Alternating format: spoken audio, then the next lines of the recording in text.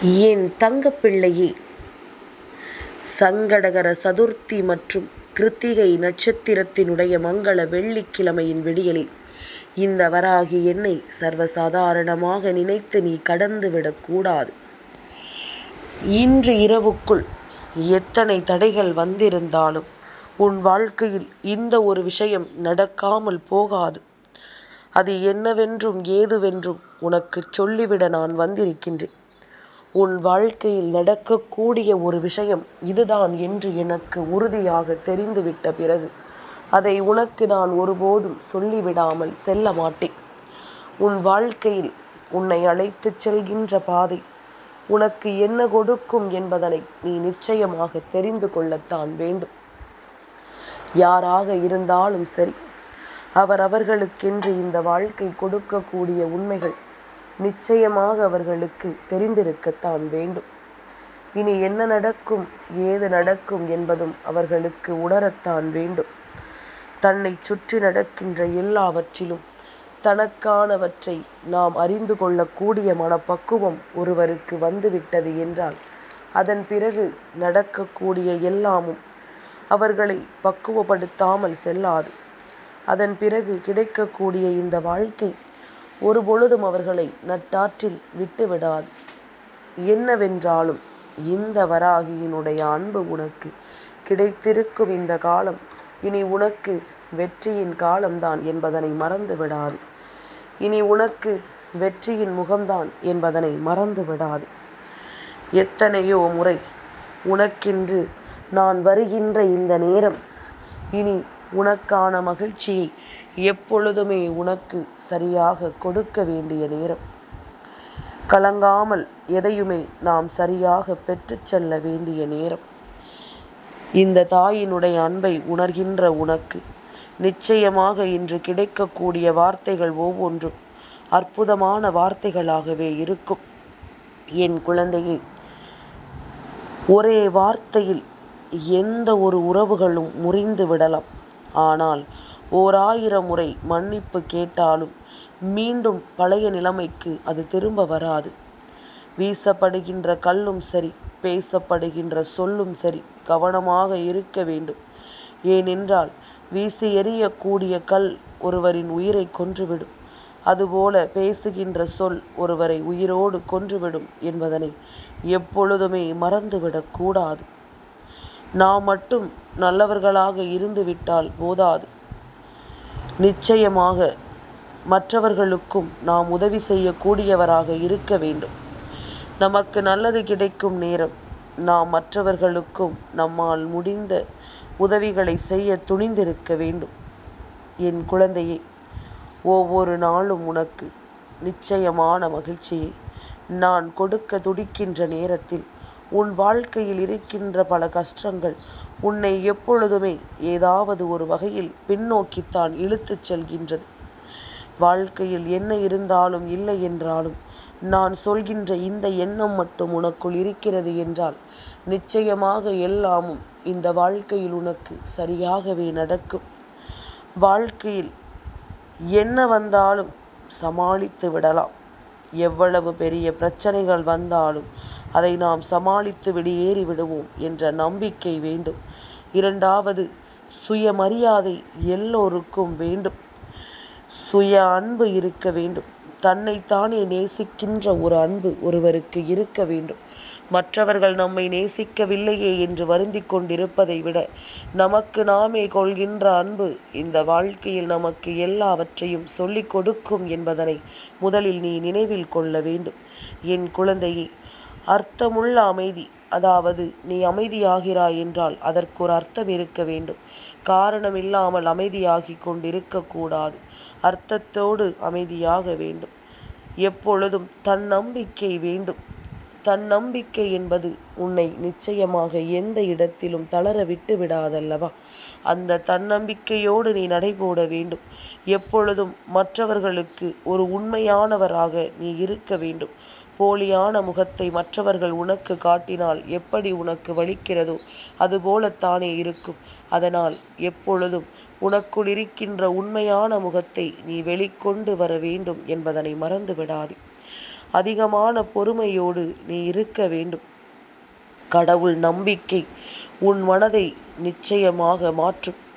இந்த கடவுள் நம்பிக்கை ஒருவருக்குள் இருக்கும் பொழுது எந்த தவறாக இருந்தாலும் அதை செய்வதற்கு நிச்சயமாக பயப்படுவார்கள்.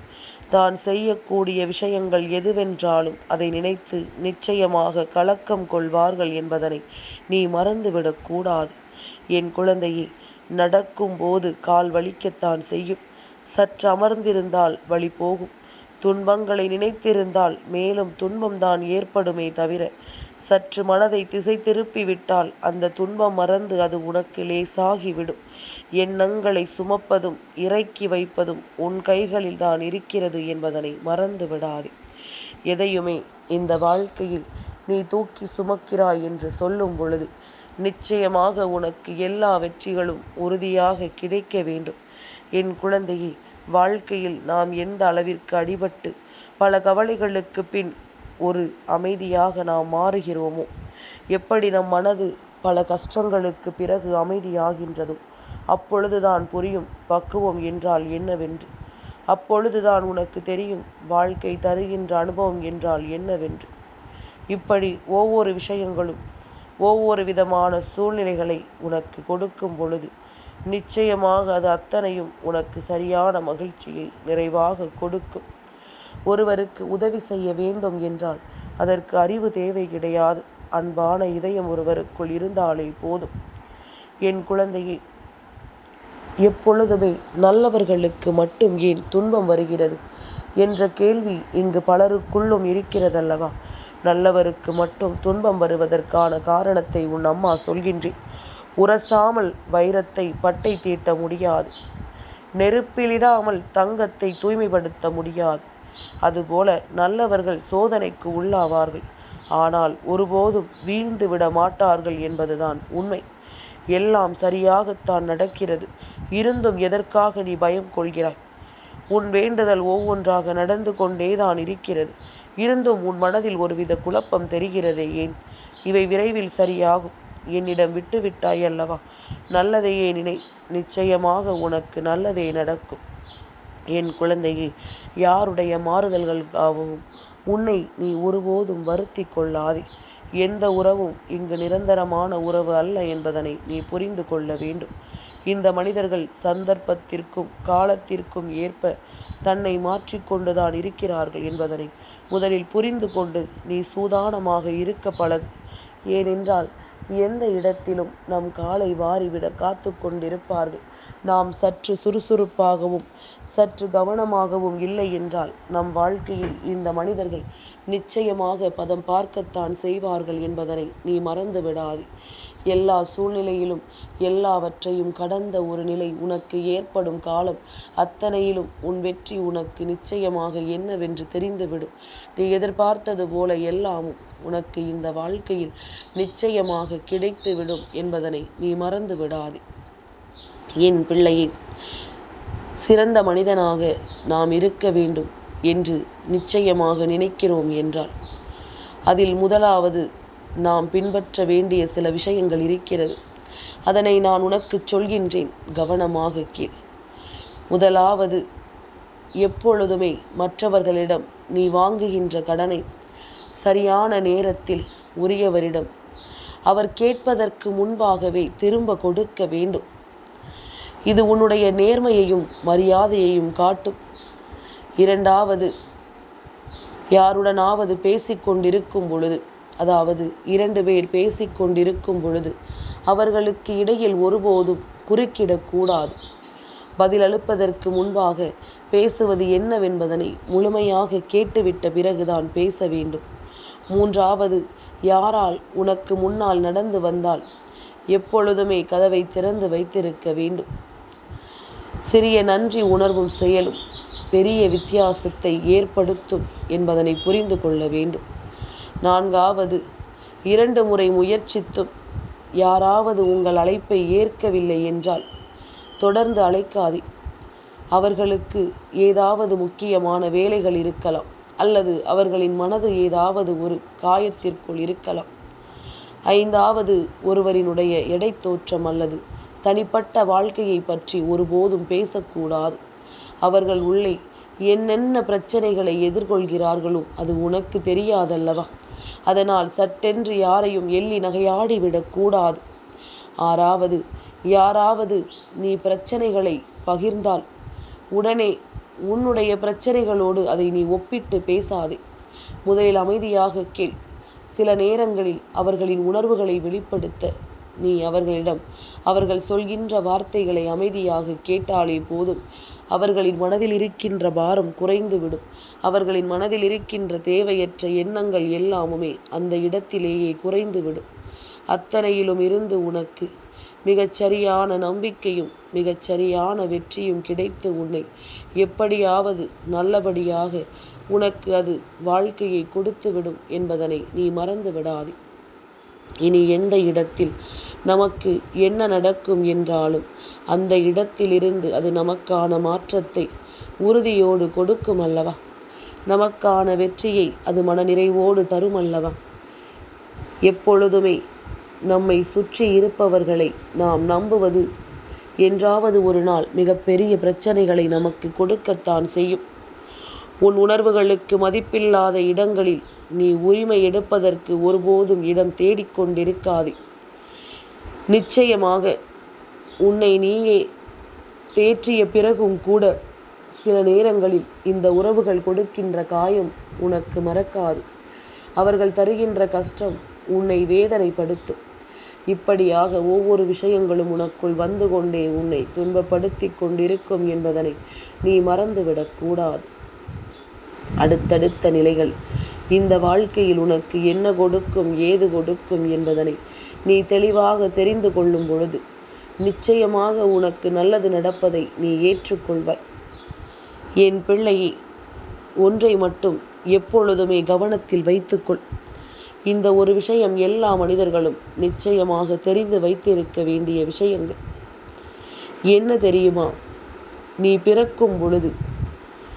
பிறந்த பொழுது யாரெல்லாம் உன்னை தேடி வந்து பார்த்தார்கள் என்பது உனக்கு தெரியாது. அதே நேரம் நீ இறக்கும் பொழுது யார் உன்னுடைய இறுதிச் சடங்கில் வந்து நிற்பார்கள் என்பதும் உனக்கு தெரியாது.